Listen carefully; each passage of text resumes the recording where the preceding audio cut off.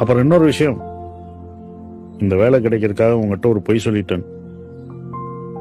என்னோட சொந்த ஊர் ஸ்ரீலங்கா, கேரளா இல்ல. இப்ப அங்க நடக்கிற பிரச்சனைனால என் குடும்பத்தை இங்க கூட்டிட்டு வந்துட்டேன். எங்க உண்மையை சொன்னா வேலை கிடைக்குமோ கிடைக்காதோன்ற பயத்துல நான்.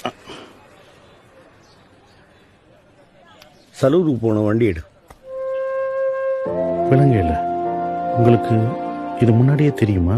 വിളങ്കയില്ല കഥക്കരെ നിന്ന് പറയാൻ തുടങ്ങിയപ്പോ തന്നെ എനിക്ക് മനസ്സിലായി നീ കേരളക്കാരനല്ലെന്ന്. പോ വണ്ടി എடு. அப்போ அந்த 7 நாள் டெஸ்ட் நான் எப்படி வண்டி ஓட்டுறேன்றதை பொறுத்து இல்லை,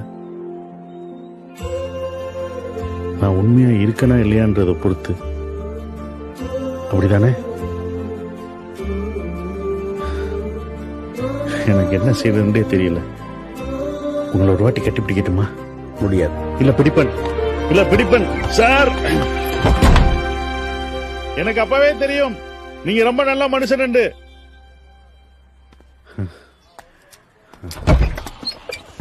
தாஸ்,